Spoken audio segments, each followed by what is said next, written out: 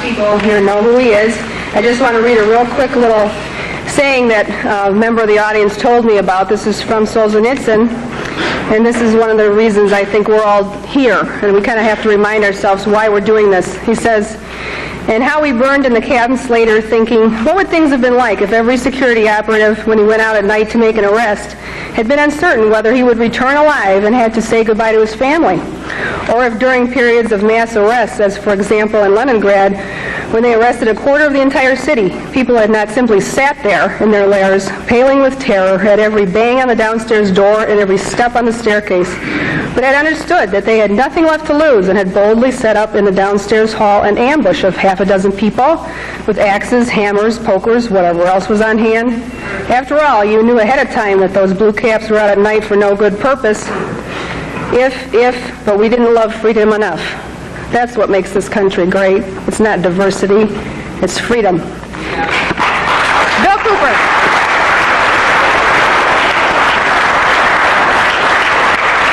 Thank you, Connie.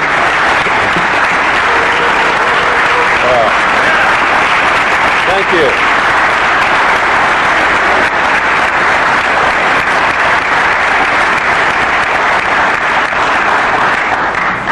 Well, you sure know how to make me feel very humble. Thank you so much. I think one of the biggest misconceptions in this country is what this country is all about, who founded it, for what purpose, and most specifically, what it is that we're all looking for.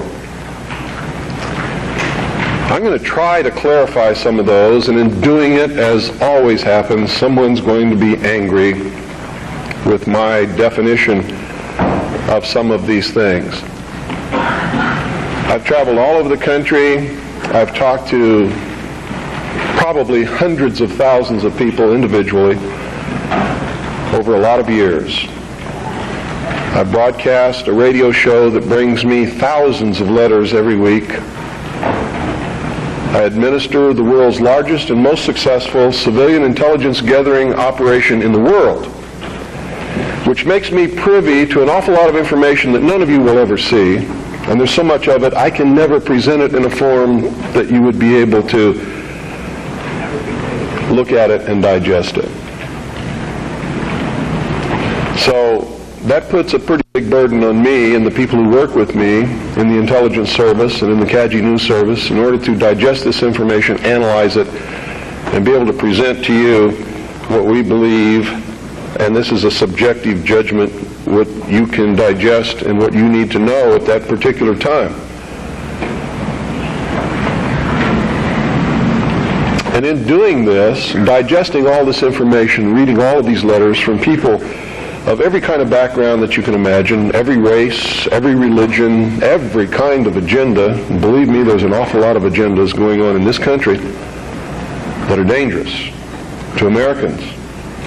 Being promoted by people who claim to be Americans, who claim to be patriots, and who claim to be doing the best for this country, including those who want to destroy it and bring about a one-world totalitarian socialist government. They sincerely believe in their heart they're doing the right thing for humankind.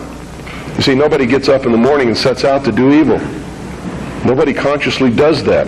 I've never met any person in my entire life who said, I'm evil, I'm going to do evil things, I like to do evil things, I want to do evil things. They don't exist, in my knowledge. They may exist somewhere, people like Jeffrey Dahmer. And I believe that even Jeffrey Dahmer probably rationalized what he was doing in his own mind to make it right. Isn't that the way we all do things? Even if we do something wrong and we know we're doing something wrong, don't we attempt to rationalize it in our own mind and to our friends to justify what we're doing? So I believe it's a great fallacy to set out to brand those whom we disagree with as being evil people. The result of their actions we may perceive to be evil. We may perceive it to be bad. But I guarantee you those people don't see it that way. And when we present ourselves to them in that light, we're good and they're evil, Do you think we have a chance of getting them to listen to us? Not on your life. It's not going to happen. So I think we have to change the way we talk. We have to talk to them in a different manner. Now, don't take what I'm going to tell you standing up here today and compare it to what I say on the radio and expect the two to concur. Because when I'm here, I'm just Bill Cooper. I'm talking to you from my heart. When I'm on the radio, I am on a mission. And that mission is to slap people upside the head and wake them up and even make them hate me, if that's what it takes to get them to go examine what I'm telling them to find out that it's right. You see, I don't care how it's done as long as they wake up. And if I have to be the bad guy that they're going to hate for the rest of their life, that's okay with me if I wake them up. But when I'm here talking like this, that's not my mission, because you're awake already or you wouldn't be here. You see? There's a difference between the people here and the people that I'm talking to over those airwaves. Big difference. An awful lot of you are steady listeners of the Hour of the Time and have been probably for many years. And when I'm talking on the radio, I know who you are and I'm not talking to you. And I know that when you're listening and I talk about the sheeple, the stupid sheeple, it doesn't make you angry. You know why? Because you know you're not stupid sheeple, don't you? The person that gets angry has verified that I was right. Because he wouldn't get angry if he didn't know in his heart that he's a stupid sheeple. You ever been walking down the street and somebody comes running out and says, bank robber, stop that bank robber. Do you start running? Why don't you start running? Because you're not the bank robber, right? You get angry? No. Do you pay attention most of the time? If you're from a big city, chances are you don't even look around, right? If you're from a small town where I'm at, I mean, people will come running out in the street to see the bank robber. Because it's a small town and not much excitement goes on there, unless the IRS comes to mess with me. So, what I'm going to talk to you about today comes from my heart, from my experience in life, from playing this role as messenger, which I take very seriously, from my efforts to wake up the American people, from my family, from all the letters that I get, the people that I talk to, just like I've talked to many of you here today. I've learned some things. And I think these things need to be passed on to you. And I think you need to start examining yourself, your agenda, your mission. Who are you? What are you about? What do you believe about America? Is it true? Are you helping to divide us more? Or are you helping to bring us together? Do you really understand what this country is all about? Now, I know this is going to make some of you angry. That's okay. I know that it's going to open some doors for some of you. I hope that it'll bring us all a little bit closer together. And I hope that everybody, once you've examined your own particular agenda, will try to make it fit better into what we should really be doing.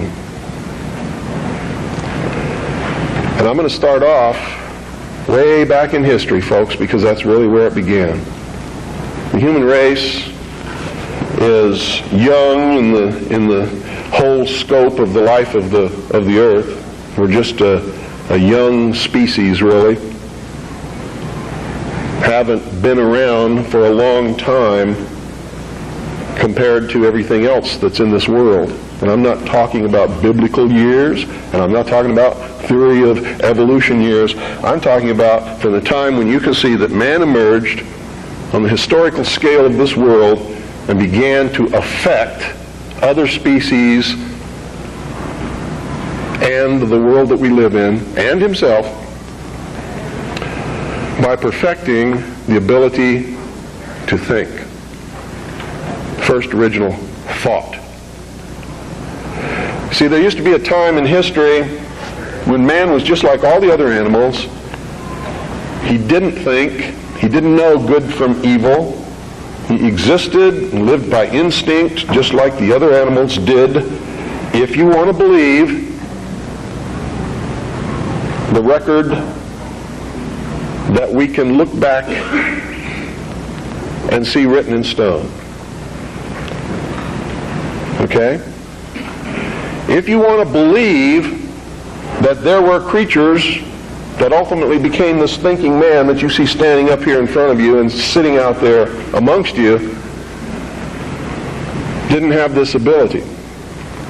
Now, if you doubt that, read Genesis in the Bible and you'll see that it's confirmed there. Wasn't there a time when Adam and Eve lived in the Garden of Eden? They were not to think. They did not know good from evil. They were just there to take care of the garden. Is that correct? So this concept and the biblical concept agree.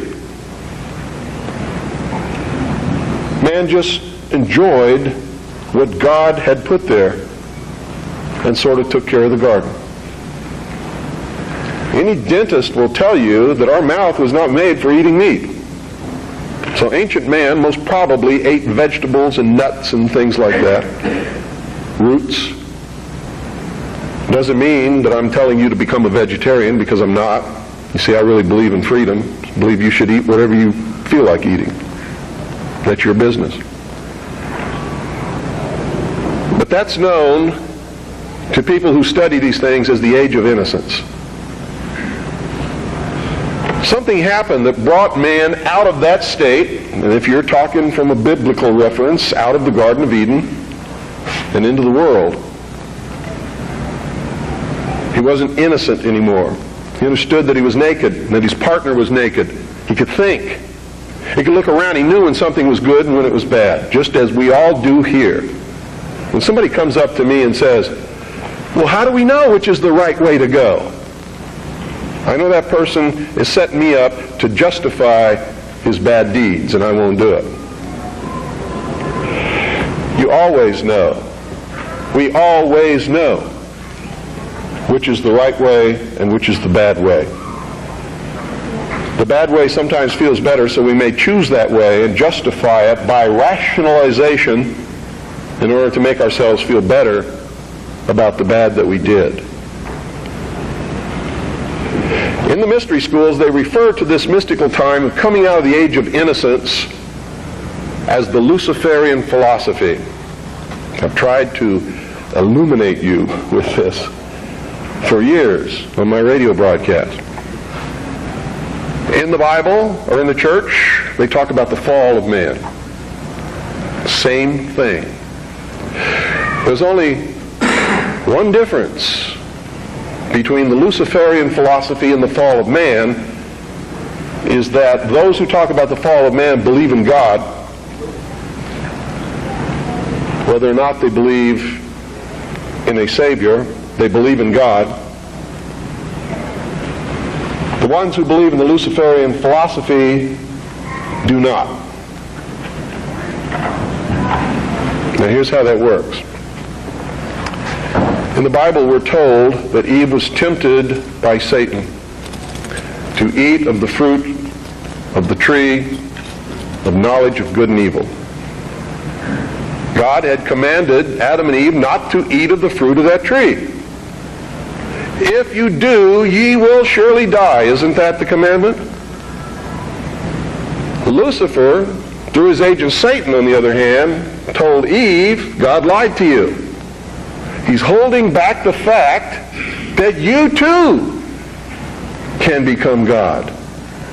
But first you have to eat of the fruit of this tree. And if you do, you will surely not die, but shall become as gods. Isn't that true? So, from the religious aspect, we see that as the fall of man because man disobeyed God.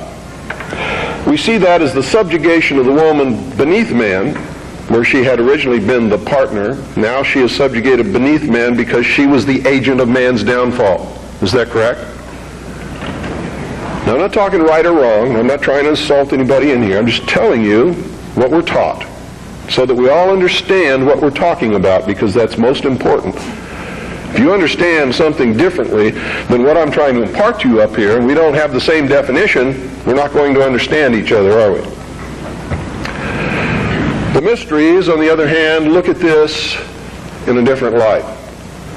Here's their story. It's a metaphor. They don't believe that there ever was a God, or that there ever is a God, aside from man himself.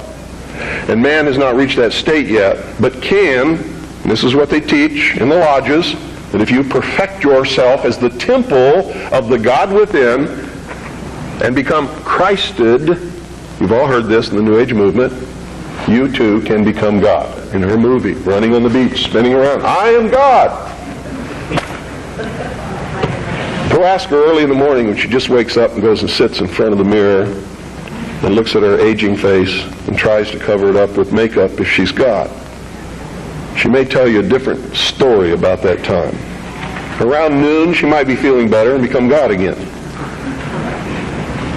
But this is the reality of the human condition. We'd all love to be gods, wouldn't we? My question to Shirley MacLaine at one time was, please, Shirley, could you make me a universe? She sort of looked at me with this hurt look on her face as she confronted her mortality and realized that she was not God because she could not make me a universe. She couldn't even make herself a universe. She can't even make herself look young again. She's having a hard time paying some of her debts. God doesn't have that problem, does he? And in her case, she. Here's the way they look at it. Here's their metaphor for the end of innocence. Adam and Eve were held prisoner in the Garden of Eden by an unjust, cruel, and vindictive God.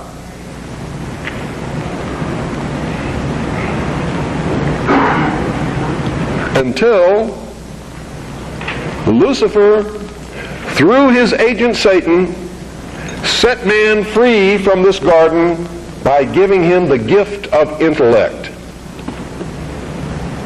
Through the use of intellect, man will conquer the earth, will conquer nature, and will himself become God. It's taught in every Masonic temple in this land. Every secret brotherhood, every secret society, every mystical temple, every occult organization teaches the Luciferian philosophy. They do not believe in Lucifer. They do not believe in any entity called a devil, and they do not believe in God. It is a mistake for you to assume that they do. They are atheists in the strictest sense of the word. They are humanists. That's their religion. At the highest level, their goal is to create a world in which the adepts, the 1,000 points of light, working behind the veil to create the culmination of the great plan, can realize the ultimate happiness for mankind. That's why they don't oppose pornography. That's why they don't oppose certain crimes. That's why they say you should not be put in jail for the rest of your life for murder or anything else. There should be no death penalty, because it was a learning experience. And having gone through that learning experience, you're a better person now. This is what they teach. They believe punishment for these crimes is nothing more than vengeful retribution, which is wrong in their eyes.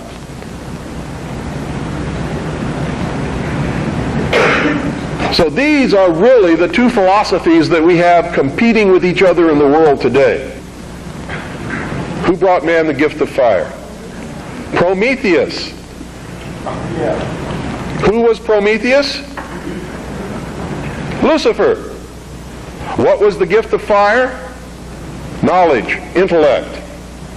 Hasn't man created industry, culture, society, science from the use of one solitary thing? Fire. Without fire, none of it would have occurred. None of it. Nothing. There would be no society without fire.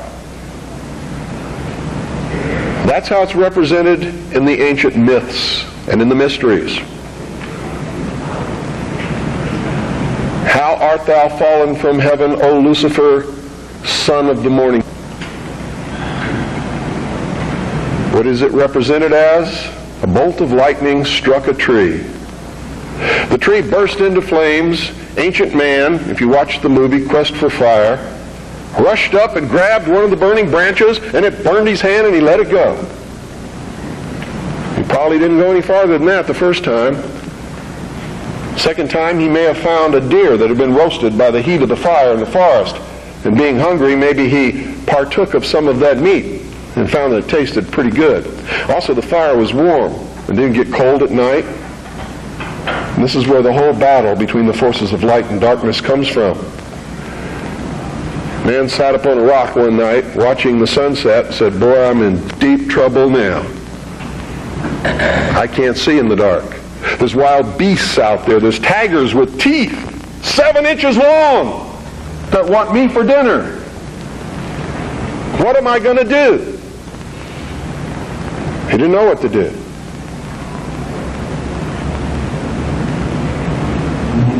Neither would many of us put in that situation. But we would know one thing: we're in deep trouble. And so for a good part of his history, man sat huddled in the darkness in some place that made him feel secure, waiting to be saved. Now remember, folks, I'm not telling you what I believe. I'm telling you what is taught in the mysteries. I'm telling you what our enemies believe. Make no mistake about it, they are our mortal enemies. They want to see us wiped off the face of the earth.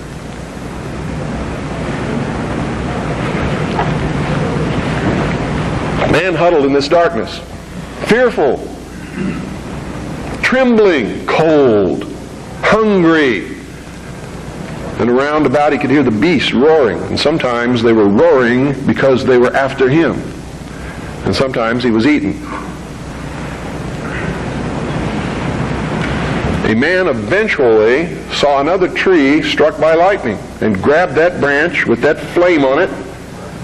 And by a little experimentation, he learned how to keep that fire going.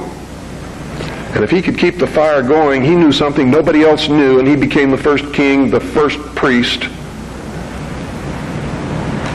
the first scientist, all rolled into one. And he would burn this fire and keep it going. And other men in the cold of the night, wanting to escape from the terrors that were out there, would gravitate toward this glow. And they would see this man sitting there. And if he was kind, he would let them come to the fire. And they would be warm. And they would be protected, because if the wild beast came, he'd pick up a branch and shove it in its face, and the beast would go away.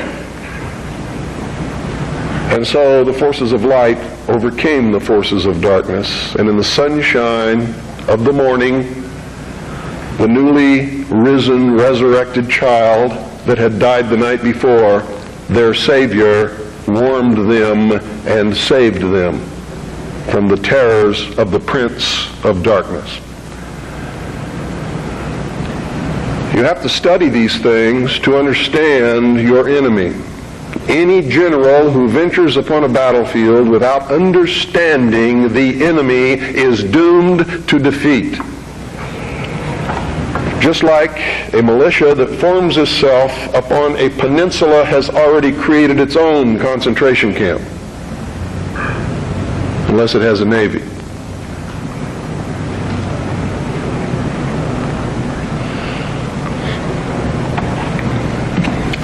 Damn good militia, I might add.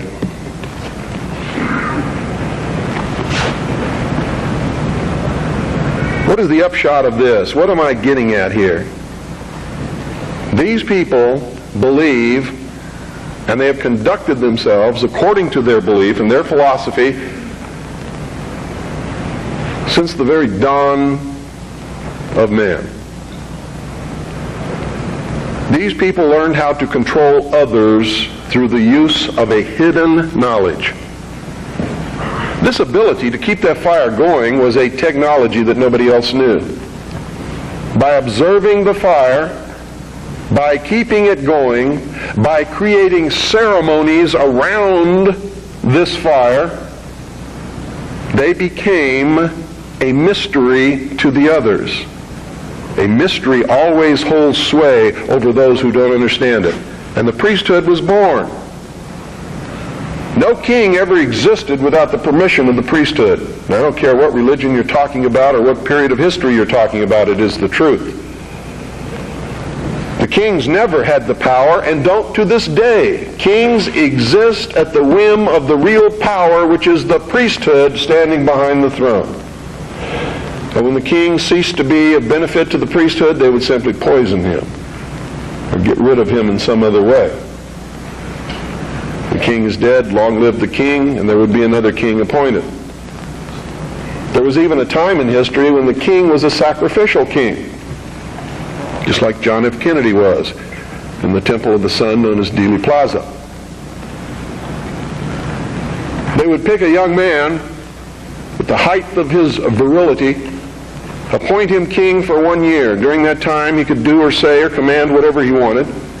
The priesthood was always there to make sure he commanded the right things, have any woman that he wanted, and at the end of the year, he was ceremoniously sacrificed upon a rock, his heart ripped out, his body dismembered into 14 pieces and scattered over the land. And this is where the legend of the Osirian cycle began.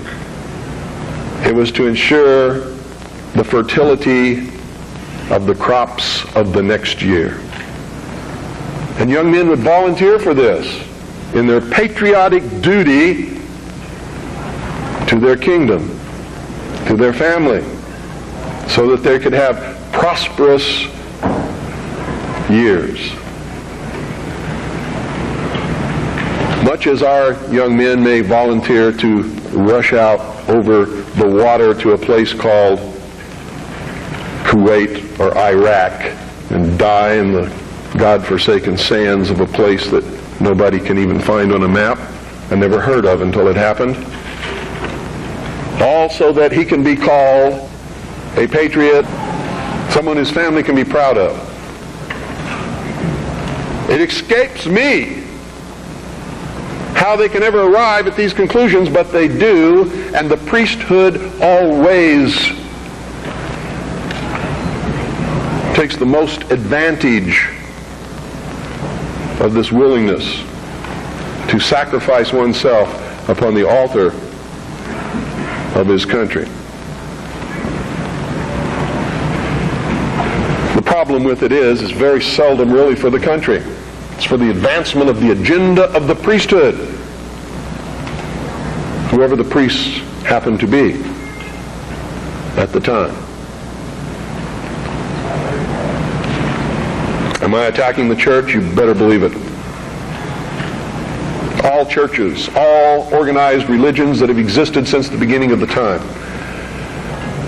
Am I attacking the religion of individuals? Never, not on your life. He wasn't trying to create a big church. He knew what happened to those things. And you're all wrong about that man. When you say you shouldn't get angry, you shouldn't curse,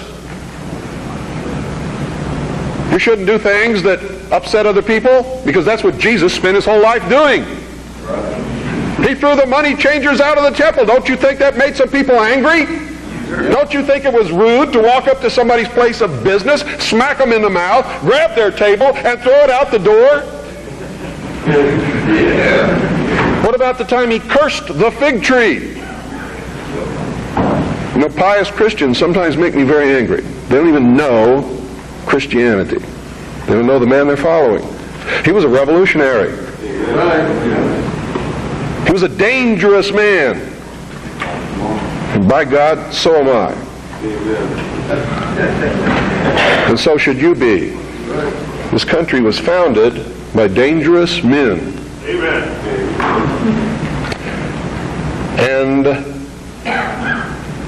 the moment the people in this country cease to be dangerous men, it's going to be the day we cease to have a country.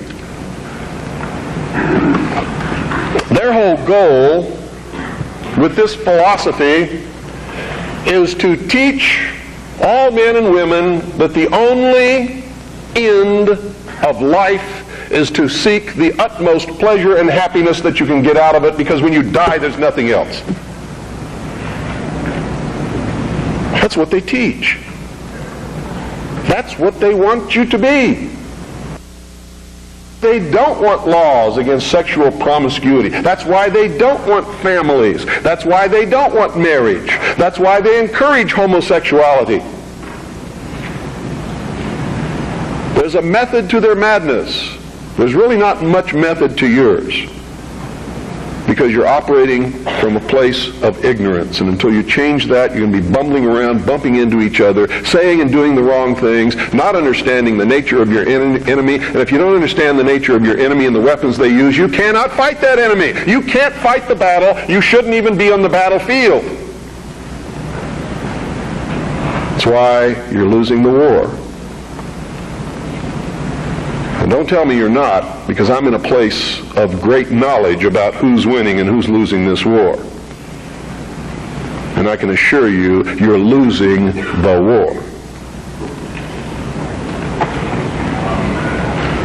Doesn't mean it can't be turned around. But it'll never be turned around until you learn what you need to know. You don't even recognize half the weapons that they use against you. And some of them seem so insignificant that you don't even try. They want to create a world where everybody is happy all the time, doing all of the things that, if you're from a good religious upbringing, is wrong to do. If you're not from a religious upbringing, but you have a good brain and you understand the purpose of morals and ethics, it's still the wrong thing to do. If you're a thinking person. And then the priests had an army. Oh boy, weren't they happy with that? Their whole purpose throughout history has been to teach a small number of people how to become adept at controlling everyone else, and presenting their societies as desirable to the profane, so that you'll go knock on the door and say, hey, can I be a member? And be initiated, with the promise of learning some great secret. What is that secret? The secret is what I have just told you this morning. The secret is how to control everybody else. And you never understand how to control everybody else until you get to the top of this pyramid of initiation. Most people never make it past the third step. All above that are carefully chosen and nurtured and taught. And Americans, for all these years, have been looking around for the enemy. They've never been able to find an enemy. So those who control them were able to control them even better by giving them an enemy. That's what Stalin and Churchill and Roosevelt determined at Yalta. Who was going to be the enemy post-war? Turned out to be Stalin. And there was going to be this phony Cold War, so that the population would never discover the real enemy. And I'm talking about the population of the Soviet Union as well as the rest of the world. You see, the enemy has always been here. It's your uncle, your aunt, your father, your mother, your brother, your sister, your nephew, your nieces, who belong to the fraternal orders collectively known as the mysteries. The very highest degrees of which, combined together, make up a secret order known as the Illuminati. Their goal is to destroy all existing religions save theirs, all existing governments save theirs, and shackle the mob in a system of eternal oppressive debt chained to a computer for the rest of their life, in a propagandized world to make them believe that they are happy in this system. Now, do you think they're succeeding? Yes. Haven't I described to you just now exactly what is going on in the world today? Yes, they're succeeding. They're succeeding because the American people don't understand their enemy. They don't even know what's happening.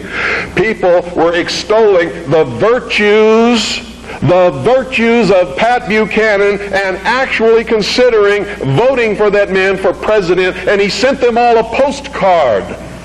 And on the front of that postcard, he identified himself as a high priest of the mysteries. Because on the front of his Christmas cards that he sent to all of his followers was the penis of Osiris, the phallus, the obelisk, with a nice red bow tied around the base which represented the testes. You know what he was saying to you? Are there any children in here? He was saying, he was laughing at you.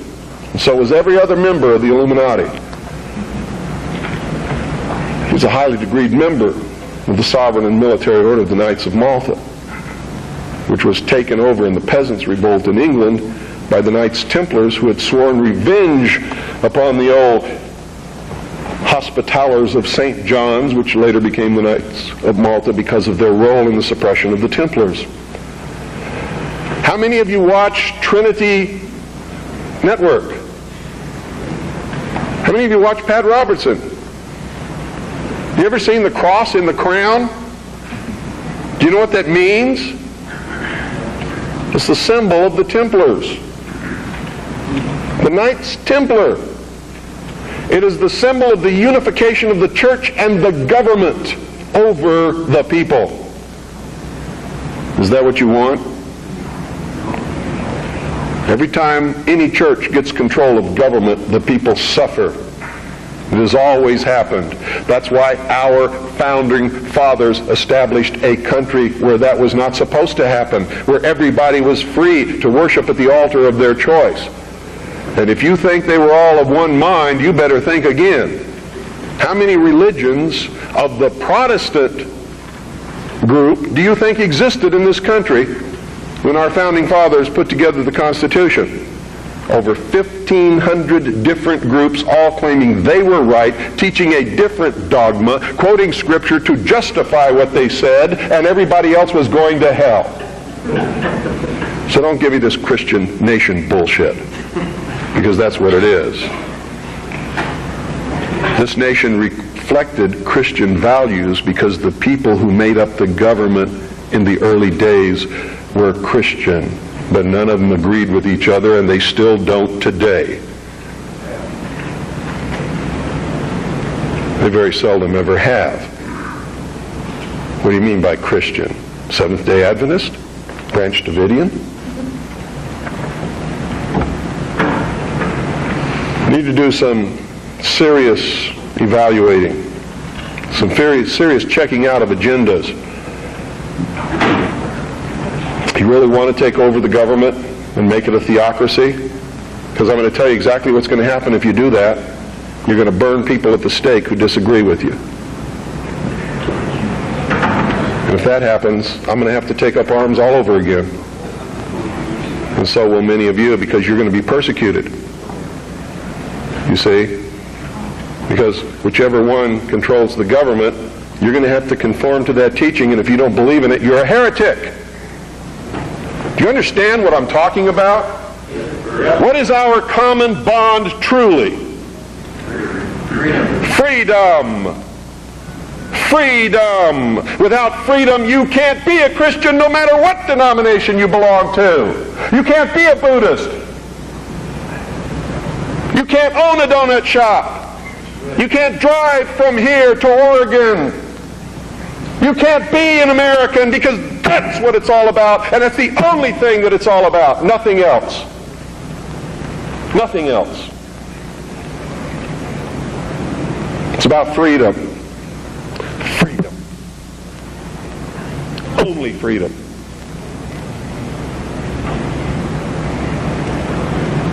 It means you have to let other people be free, even if they disagree with you. I had a tremendous admiration for the courage of those two communists who had the guts to walk up with their little communist sign and their communist flag. Two of them, young people, all alone, in that sea of America, militia, uniformed patriots. And I saw people who wanted to kill them.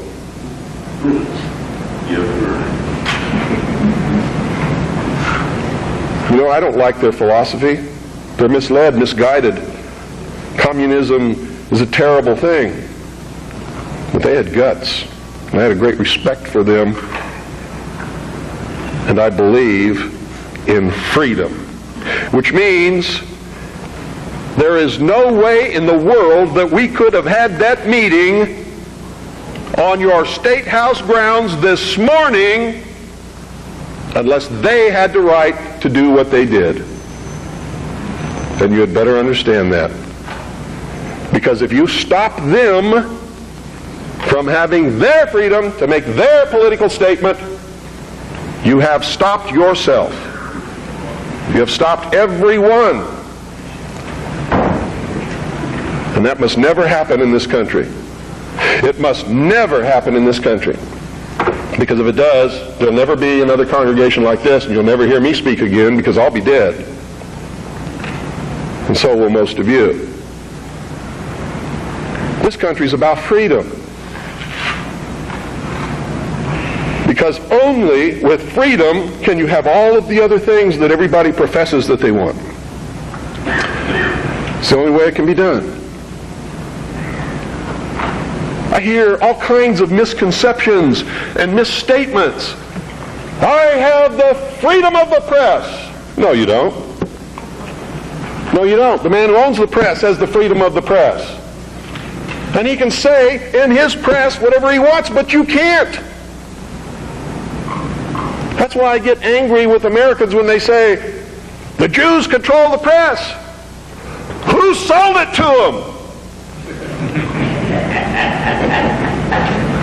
How'd they get it?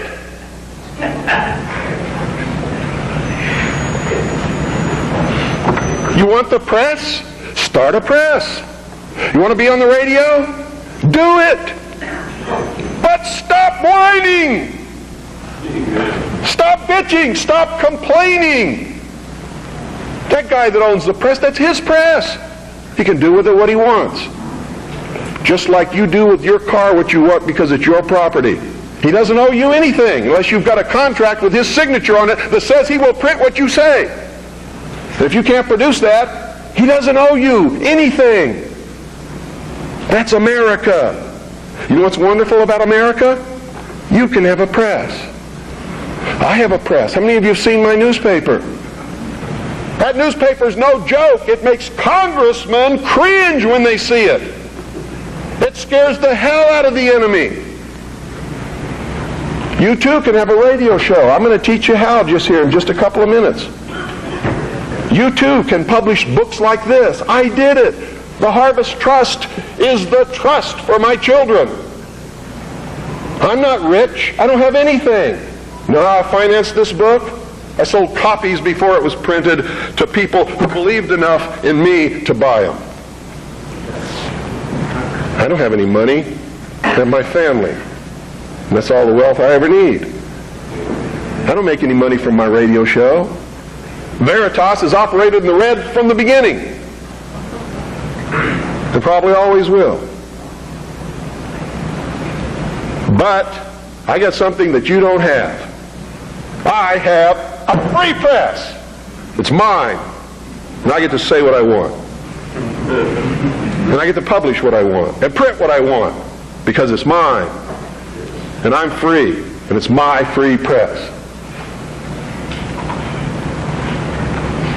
That's why I don't care if somebody calls up my radio show and says they don't like what I say. Screw you. Get your own show.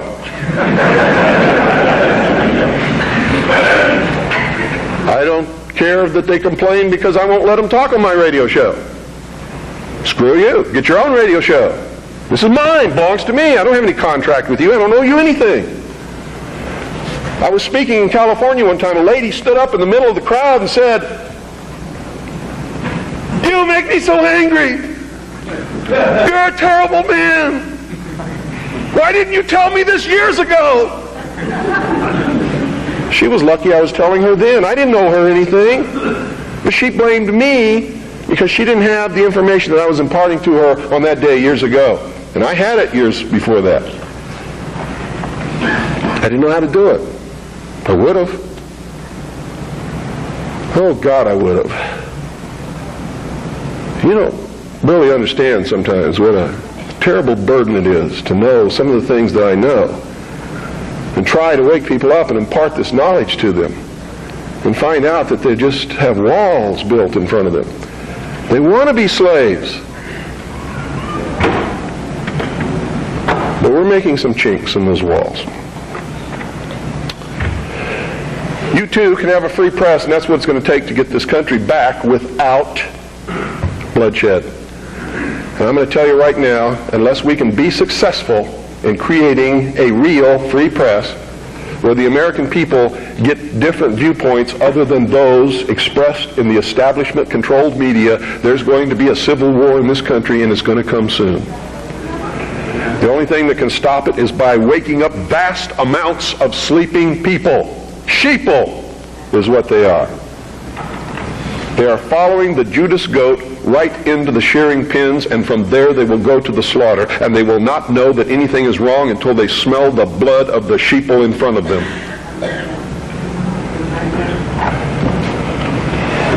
Anybody can publish a newsletter or a newspaper.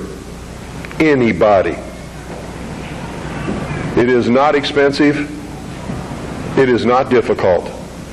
And everyone in this room should be doing it all across this country. And everybody that you come in contact with, you should encourage them to do it. And we should flood this nation with information. Not rumor, not opinion, not bullshit. Documented fact.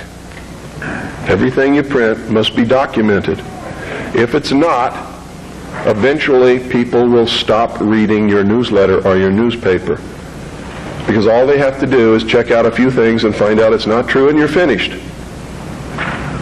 You must publish only documented fact. And you must stay away from printing articles from people who will not document as fact what they put in their articles. That's why my broadcast scares the hell out of socialists. That's why in a White House memorandum I was named as the most dangerous radio host in America, not because I'm going to go out and shoot somebody, but because I shoot documented facts which cannot be refuted.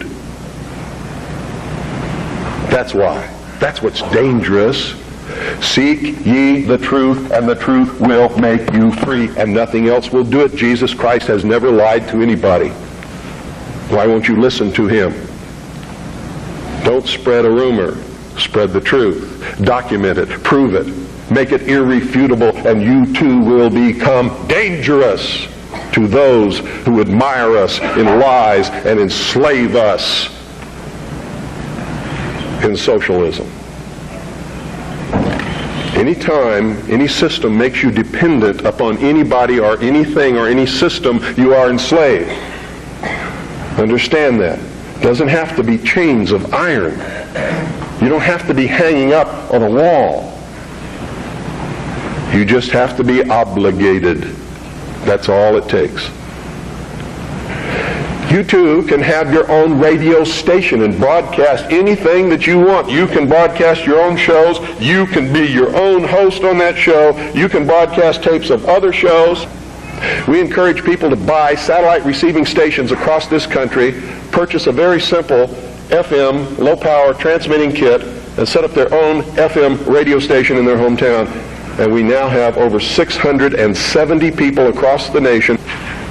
It's not expensive. If one person cannot afford the cost What is wrong with 8 or 10 or 15 or 20 of you getting together, pooling your money, buying one satellite receiving station, a small FM low-power transmitter, and setting up your own broadcasting station? I hope you will broadcast the truth and not some agenda. You see, what happens when you broadcast the truth is you piss everybody off.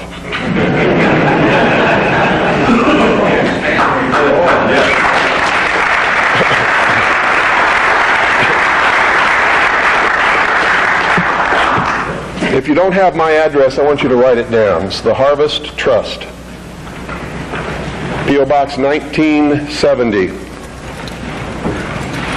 I'll repeat it a couple of times. Eagar, Arizona. Eagar is spelled E-A-G-A-R. Arizona 85925. That's the Harvest Trust. P.O. Box 1970. Eagar, Arizona 85925. If you have purchased Oklahoma City Day One, it's on the back cover at the bottom. If you don't have a pen and you would like to have the address, you can go up to my wife's table upstairs on the second floor and get one of our flyers. The address will be on the flyer. And all you have to do is purchase that equipment, set it up, hook it into the satellite receiver, and you're on the air with your own radio station within just a few weeks. Broadcasting the Worldwide Freedom Radio Network are your own shows, are other networks that are up there that are patriot broadcasting, such as Amerinet and others. Understand this too. I'm not trying to tell you what the truth is, because sometimes the truth is extremely difficult to find. And sometimes we believe we're broadcasting the truth and it turns out we really aren't. But if we find out we aren't, we must be willing and instantly able to go on the air and say we were wrong and correct it. That's a responsibility that we all have to carry. It's embarrassing. I've had to do it several times because I'm a human being. I make mistakes too. The only difference being when I make a mistake, it's usually not forgivable. It's what happens when you become a public figure. Your wife can make a mistake, but Rush Limbaugh never! Right?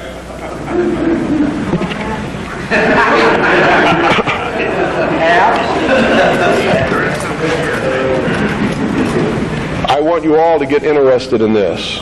All of you should be publishing a newsletter or a newspaper. All of you should be documenting what you publish. All of you should have a satellite receiving station and be rebroadcasting programming to your neighborhood. All you got to do is make sure that you're broadcasting on a frequency that's not interfering with any other broadcast. Which means you don't just check it at your house.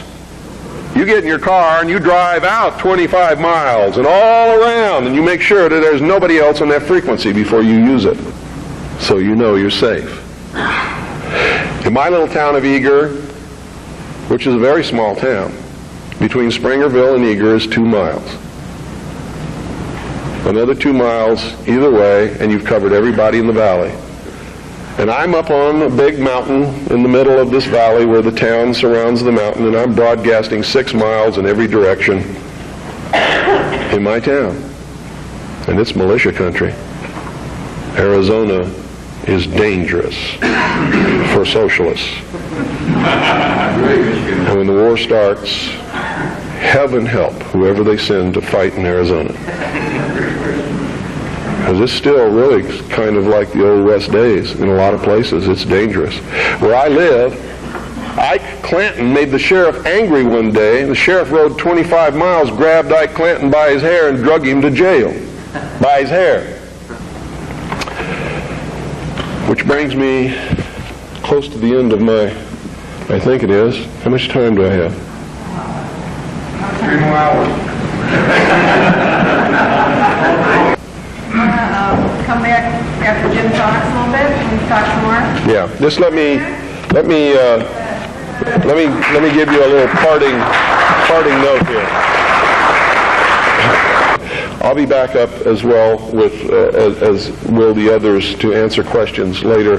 Mr. Collins has to catch a plane, so I'm going to cut my talk short and Please give him your undivided attention. I'm going to tell you right now, because I deal in reality, I'm going to vote for Charles Collins, but at the same time, I'm a realist.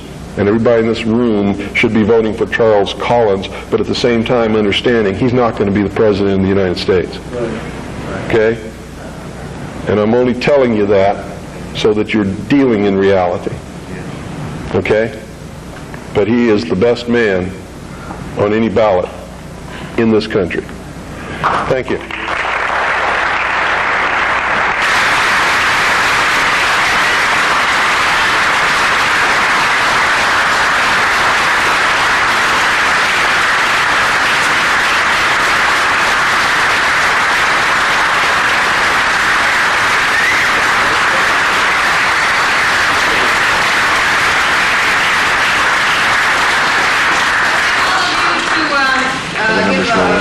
This is the man that designed the No UN flag, John Sorensen.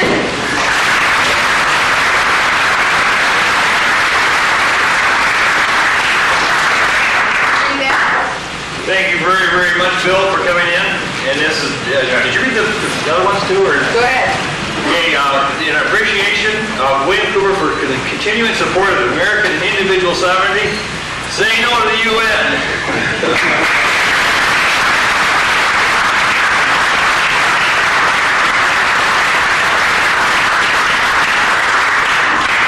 I had this crazy dream about some folks who love this country, who all began to dream the same dream.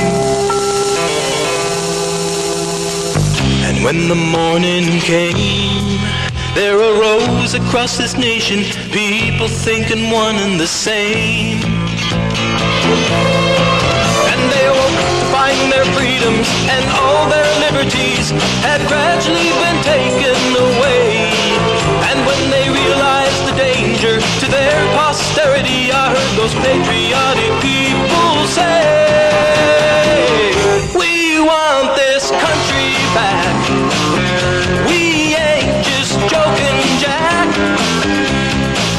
We want our liberty and our dignity and our freedoms and our rights restored. We want this country back. She's been driven way off track.